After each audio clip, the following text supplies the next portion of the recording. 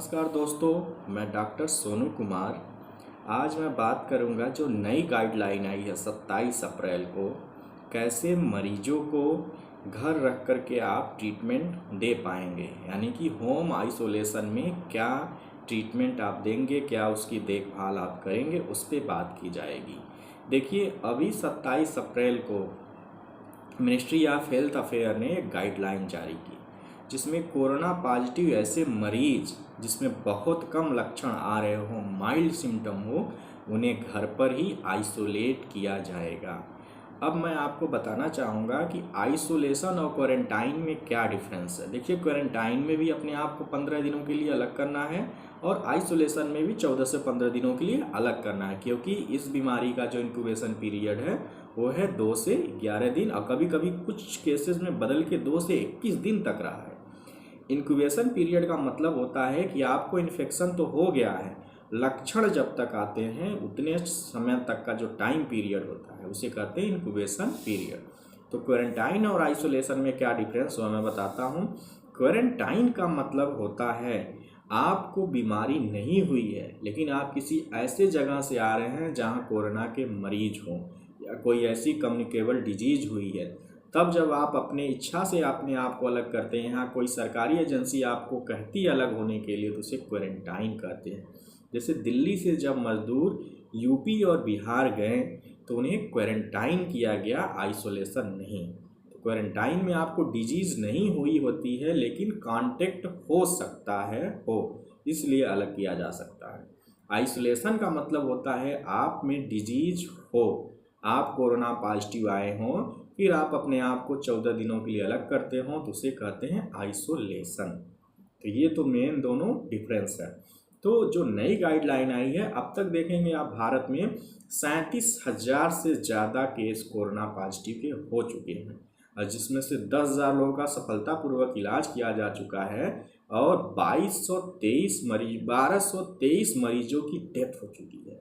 तो 1223 मरीज की डेथ हो गई है और 10,000 का इलाज हो चुका है, क्योंकि मरीज बहुत तेज़ी से बढ़ रहे हैं। इसलिए यह गाइडलाइन लानी पड़ी कि यदि कोई कोरोना पॉजिटिव व्यक्ति आता है और जिसमें लक्षण बहुत कम आ रहे हैं तो उसे घर पे ही रखना है, होम पर ही आइसोलेशन की सुविधा उसे प्रदान करनी है। अब इसके लिए क्या क्या क्राइटेरिया है, तो जो इसकी गाइडलाइन जारी की गई है मैं उसके अनुसार आपको स्टेप्स बाय स्टेप्स बताता हूँ। तो जो पहला है इसकी गाइडलाइन में इसका ये केवल उन्हीं लोगों के लिए है जिनके पास घर पे रहने की फैसिलिटी है, अलग से रहने के लिए सुविधा उपलब्ध है तथा उनके परिवार के लिए अलग अलग रूम हो। ये तो पहला स्कोप ये होना चाहिए। दूसरा, जो एलिजिबिलिटी आई है वो क्या क्या एलिजिबिलिटी है। अब देखिए क्या क्या इसके लिए योग्यता होनी चाहिए होम आइसोलेशन के लिए। याद रखिएगा, आइसोलेशन और क्वारंटाइन में बहुत अंतर है। पहला, माइल्ड सिम्टम्स आ रहे हैं, यानी कि हल्का फुल्का फीवर हो और थोड़ी बहुत खांसी आ रही हो, इसको कहेंगे माइल्ड सिम्टम्स। जब ऐसे सिम्टम्स आएंगे तभी आप उसे घर पे आइसोलेट कर सकते हैं। दूसरा क्राइटेरिया, रेजिडेंस की फैसिलिटी हो, अलग अलग रूम, मरीज के लिए अलग कमरा तथा उसके घर के जितने कॉन्टेक्ट्स हैं उनके लिए अलग अलग रूम उपलब्ध हो। तीसरा क्राइटेरिया, आपके पास एक केयर टेकर या केयर गिवर 24 घंटे के लिए होना चाहिए। केयर टेकर कोई भी हो सकता है, आपके घर का भी हेल्दी पर्सन हो सकता है, आपका कोई रिलेटिव हो सकता है, या ऐसा कोई व्यक्ति जिसे आपने जॉब पे रखा है वो भी केयर टेकर का कार्य कर सकता है। फोर्थ जो होनी चाहिए एलिजिबिलिटी, चौथी एलिजिबिलिटी क्या है, आपके पूरे परिवार को जो आपके कांटेक्ट में आए हैं तथा जो आपका केयर टेकर या केयर गिवर है उसे प्रोफाइलैक्सिस के रूप में हाइड्रॉक्सीक्लोरोक्विन लेना है। और हाइड्रॉक्सीक्लोरोक्विन की क्या डोजिंग है मैं पहले बता चुका हूँ, फिर से एक बार बता देता हूँ। तो जो घर के कांटेक्ट होते हैं, हेल्थ वर्कर जो होते हैं कैटेगरी फर्स्ट में आते हैं, और बाकी जो घर के मरीज के कांटेक्ट में आते हैं वो आते हैं कैटेगरी 2 में। तो उनके लिए ICMR ने 10 टेबलेट्स रिकमेंड किया है हाइड्रॉक्सीक्लोरोक्विन का। अब ये 200 mg की एक टेबलेट है। तो देखिए, पहले दिन खाना खाने के बाद 2 टेबलेट सुबह ले लेना है, फिर उसी दिन शाम को खाने खाने के बाद 2 टेबलेट, मीन्स पहले दिन 4 टेबलेट खत्म। फिर अगले हफ्ते उसी दिन 2 टेबलेट खाना खाने के बाद शाम को ले लेना है, फिर 2 टेबलेट नेक्स्ट वीक और तीसरे वीक 2 टेबलेट लेना। इस तरह से ये 3 वीक चलेगी। पूरी थेरेपी 3 वीक में ख़त्म हो जाती है। तो यह है हाइड्रॉक्सी क्लोरोक्विन प्रोफाइलेक्सिस किसके के लिए लेना है, जो आपका केयर टेकर है और प्लस जो आपके परिवार के लोग क्वारंटाइन में हैं, यानी कि उनको बीमारी तो नहीं हुई है लेकिन आपके कांटेक्ट में आए थे, तो किस में रहेंगे, क्वारंटाइन में। और आप जो मरीज पॉजिटिव आया वो किस में रहेगा, आइसोलेशन में, उन्हें लेना है। पांचवा जो एलिजिबिलिटी है, योग्यता का क्राइटेरिया, वो है कि आप में जो भी लक्षण आए टाइम टू टाइम आपको डीएसओ को बताना है, डिस्ट्रिक्ट सर्विलेंस ऑफिसर एक बनाया जाएगा, उसको टाइम टू टाइम आपको कॉल करके बताना है। 6ठे नंबर पर है आपको आरोग्य सेतु ऐप डाउनलोड करना है।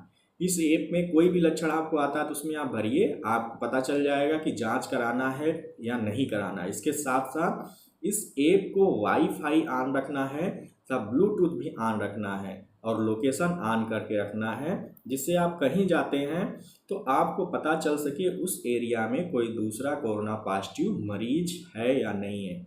जैसे गूगल मैप में जहाँ भीड़ रखती है रास्ता रेड दिखाता है, वैसे इसमें भी रेड लाइन इंडिकेट करेगी कि आपके आसपास कोरोना मरीज आ रहा है या नहीं आ रहा है।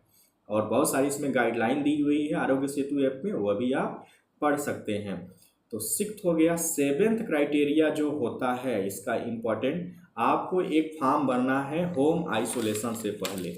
घर में आपको आइसोलेट होने से पहले एक फॉर्म भर के डॉक्टर को देना है, जिसमें आप नीचे साइन करेंगे कि जितना भी होम आइसोलेशन की गाइडलाइन है मैं उसे फॉलो करूंगा और कोई भी ऐसे सिम्टम्स आते हैं मैं आपको रिपोर्ट करूंगा। और जितनी जो गाइडलाइन है आप इसको ministry of health and family welfare से डाउनलोड कर सकते हैं और पढ़ सकते हैं, तभी होम आइसोलेशन के लिए आप डिमांड डॉक्टर से कर सकते हैं। क्योंकि हो सकता है मरीज बहुत ज़्यादा बढ़ने लगे, आपको हॉस्पिटल में जल्दी बेड ना मिले, तो उस कंडीशन में आपको क्या करना है, होम आइसोलेशन में रहना है। मीन्स पॉजिटिव होने के बावजूद भी आपको अपने घर के अंदर एक कमरे में बंद हो जाना है और उस कमरे से कोशिश करनी है बाहर नहीं निकलना है। अब फिर आपको डॉक्टर के पास कब जाने की ज़रूरत पड़ेगी, देखिए कुछ कंडीशन हैं जब वो बढ़ती हैं तभी आपको डॉक्टर के पास जाना। जैसे सीने में दर्द होने लगे, बहुत तेज़ी से दर्द होने लगे सीने में, तब हो सकता है। दूसरा क्या फीचर हो सकता है, मेंटल कन्फ्यूजन, आप अपने घर के लोगों को पहचान नहीं रहे हैं, अपने केयर टेकर को पहचान नहीं रहे हैं। और तीसरा इनिबिलिटी टू अराउजल, मीन्स आप सो गए हैं, आपको जगाने में आपके केयर टेकर को बहुत दिक्कत, आप सोए रह रहे हैं, वो जगा नहीं पा रहा है। और चौथा जो क्राइटेरिया होता है ब्लूइश डिस्कलराइजेशन ऑफ स्किन, आपके स्किन में नीला कलर दिखने लगे।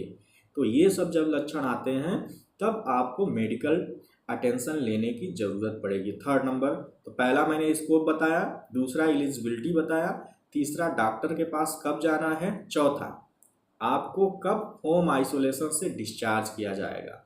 इसके लिए डीएसओ जो होगा, डिस्ट्रिक्ट सर्विलेंस ऑफिसर, आपके घर आएगा, आपका सैंपल लेगा, फेरेंजियल स्वैब और नजल स्वैब लेगा और टेस्ट कराएगा लैब में आरटी-पीसीआर के थ्रू। यदि निगेटिव आता है तो आपको होम आइसोलेशन से फ्रीडम दे दी जाएगी। और इसके अलावा कुछ इंस्ट्रक्शन होते हैं, कुछ इंस्ट्रक्शन केयर टेकर के लिए होते हैं जो आपकी देखभाल करेगा, और कुछ इंस्ट्रक्शन पेशेंट के लिए होते हैं। तो केयर टेकर के लिए क्या क्या इंस्ट्रक्शन है, तो वो भी हमेशा मास्क लगाकर रखेगा। तो मास्क में किसी वजह से फ्लूइड लग जाता है या वेट हो जाता है तो उस मास्क को चेंज कर देगा, पहला क्राइटेरिया। दूसरा क्राइटेरिया, हैंड रब एल्कोहल बेस्ड हैंड वॉश से उसे अपना हाथ टाइम टू टाइम धुलना है, सेकंड क्राइटेरिया हो गया। 3rd क्राइटेरिया, वो आपके जो भी फीचर आए वो डीएसओ को बता सके, डिस्ट्रिक्ट सर्विलेंस ऑफिसर है उसको टाइम टू टाइम इन्फॉर्म करता रहे। 4th क्राइटेरिया, जब भी वो आपके लिए फूड ले जाए, भोजन देने के बाद आपको हाथ धुले आकर के अपना अच्छे से हैंड वॉश करे। तथा 5th क्राइटेरिया, जो भी यूटेंसिल मरीज यूज कर रहा है, आइसोलेशन में जो है यूज कर रहा है, उसको अच्छे से डिटर्जेंट से वॉश करने के बाद ही दोबारा प्रयोग करें। और 5वां क्राइटेरिया, 5वां जो सबसे इम्पॉर्टेंट क्राइटेरिया है वो है कि बार बार मरीज के रूम में उसे नहीं जाना है। मरीज को बार बार इंस्ट्रक्शन देना है कि आप अपने रूम के अंदर रहिए और हर टाइम में 3 लेयर मास्क पहनना है तथा हर 8 घंटे बाद 3 लेयर मास्क को उसे चेंज कर देना है और खाना ले जाते समय ग्लव्स का प्रयोग करना है। ग्लव्स पहन करके ही मरीज के रूम में खाना लेकर के जाएं। अब मरीज के लिए क्या इंस्ट्रक्शन है, जिनका जो आइसोलेशन में है उसके लिए सबसे पहला इंस्ट्रक्शन है वो भी मास्क लगा करके रखेगा 8 घंटे के लिए। लेकिन उसका मास्क जब भी आप 8 घंटे बाद उसे निकालें तो सबसे पहले डिसइंफेक्ट करना है। 1% सोडियम हाइपोक्लोराइड सोल्यूशन से डिसइंफेक्ट करके ही डिस्कार्ड करना है, क्योंकि उसके मास्क में भी क्या हो सकता है, वायरस हो सकता है। हैंड हाइजीन का उसे भी ख्याल रखना है। अपना हाथ जो है 40 सेकंड के लिए अच्छे से वॉश करना है। और तीसरा नंबर पे खूब ज़्यादा पानी पीना है। फ्लूइड इंटेक बढ़ाना है, जैसे जूस भी हो गया ज़्यादा क्वांटिटी में ले, पानी भी ज़्यादा क्वांटिटी में पिए। तो ये सब कार्य भी उसे साथ साथ करना है। और चौथा क्राइटेरिया, यदि कोई भी ऐसा लक्षण आता है जो थोड़ा सीवियरिटी शो करे तो तुरंत डिस्ट्रिक्ट सर्विलेंस ऑफिसर से कांटेक्ट करना है। तो ये थी गाइडलाइन जो 27 अप्रैल को जारी की गई है कि केसेस यदि बढ़ेंगे तो हो सकता है आपको क्या किया जाए, होम आइसोलेशन पे रखा जाए। तो मैंने आइसोलेशन और क्वारंटाइन में डिफरेंस भी बताया। तो अभी तक आप देखेंगे विश्व में जो केसेस हैं 34 लाख हो चुके हैं। 2,40,000 लोगों की लगभग डेथ हो चुकी है और 10,81,000 लोगों का सफलतापूर्वक इलाज किया जा चुका है। और 11,34,000 केस केवल अमेरिका में हैं, जो पूरे विश्व का 1/3 है। अमेरिका में लगभग 67,000 लोगों की डेथ हो चुकी है और 1,66,000 लोगों का सफलतापूर्वक ही इलाज हो पाया है। और हमारे देश का जो स्थान है अभी भी पूरे विश्व में देखा जाए 16वां स्थान बना हुआ है। हमारे देश में 37,000 से ज़्यादा केस हो चुका है। इस तरीके से केस बढ़ता रहेगा तो हमारे पास ऑप्शन की कमी होने लगेगी। इसलिए नई गाइडलाइन आई है, तो इससे परेशान होने की ज़रूरत नहीं है। इस गाइडलाइन को तभी आपको फॉलो करना है जब आप पूरी क्राइटेरिया जितना मैंने बताया उसके लिए एलिजिबल हों। चलिए बहुत बहुत धन्यवाद। आगे मिलते हैं नए अपडेट के साथ।